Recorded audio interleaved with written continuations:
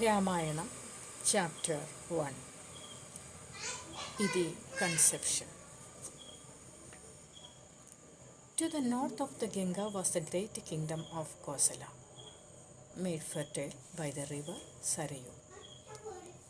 Its capital was Ayodhya, built by Manu, the famous ruler of the Solar dynasty.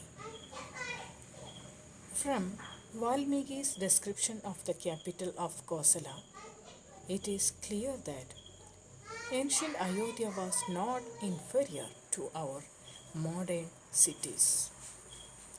Even in ancient India, city civilization had reached a high level. King Dasharatha ruled the kingdom from the capital city of Ayodhya. He had fought on the side of the Devas, and his fame spread in the three worlds. He was the equal of Indra and Kubera. The people of Kosala were happy, contented, and virtuous. The land was protected by a mighty army, and no enemy could come anywhere near. It contained forts with moats around them, as well as many defensive installations, and true to its name, Ayodhya, defeat all enemies.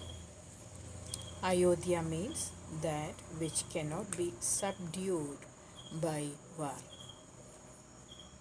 Dasharatha had 8 wise ministers, ever ready to advise him and execute his orders. Great sages like Vasishtha and Vamadeva and other Brahmanas taught the Dharma and performed rituals and sacrifices.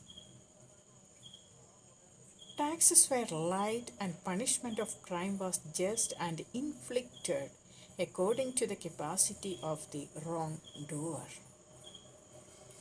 Surrounded by the best counsellors and statesmen, the king's splendor shone as the rising sun. Many years rolled smoothly by. In the midst of all this prosperity, Dasharatha had one regret.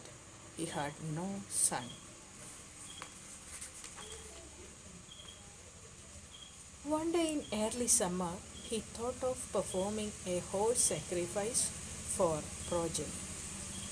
He consulted his religious masters and, on their advice, got sage Rishyasanga to perform the yaga. The yaga was a grand affair, and the invitees included many of the kings of the day. It was no easy thing to perform yagas. The location and erection of the sacrificial platform had to be attended to in detail, strictly according to prescribed rules. There were experts whose guidance was sought in arranging things.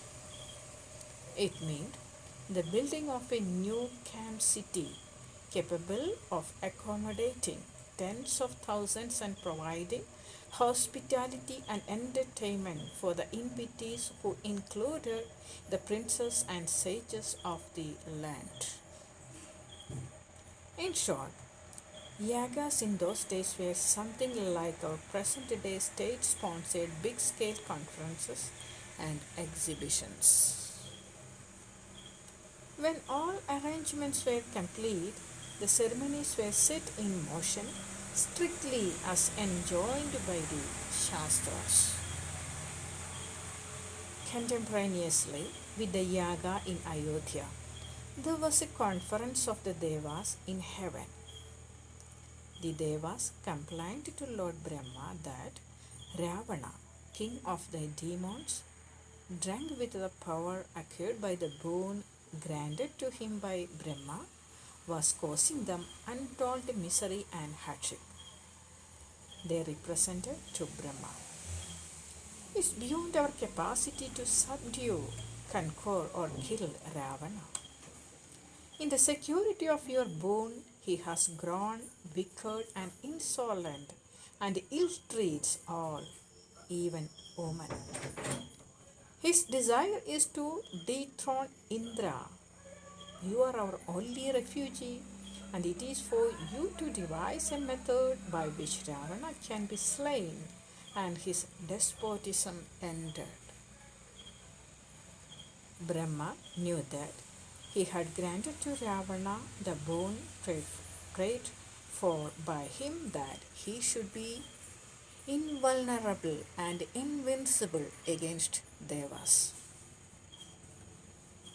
Asuras, Gandharvas, and other such beings. In his arrogance, Ravana did not care to ask for security against mankind. As Brahma revealed this fateful omission, all the gods rejoiced and turned to Vishnu. Absolutely surrendering themselves to Hari, the Devas begged him to be born as a man and put an end to Ravana and his atrocities. Hari agreed and assured the Devas that he would be born as four sons of King Dasharatha, who was then performing a sacrifice for progeny. As the ghee was poured into the fire and the flame shot up to meet it, from out of the flames came a majestic figure, resplendent like the noonday sun, holding a bowl of gold. Calling King Dasharatha by his name, the figure said, "The Devas are pleased with you and are answering your prayer. Here is payasam sent by the gods for your wives. You will be blessed with sons if they drink this divine beverage." With joy unbounded, Dasharatha received the bowl as he would receive a child and distributed the payasam to his three wives, Kausalya, Sumitra, and Kaikeyi. He asked Kausalya to drink a half of the payasam, and he gave a half of what remained to Sumitra. Half of what was then left was drunk by Kaikeyi, and what remained was given to Sumitra again. Dasharatha's wives were happy, even as a beggar suddenly coming upon buried treasure, and in due course all of them were expectant mothers.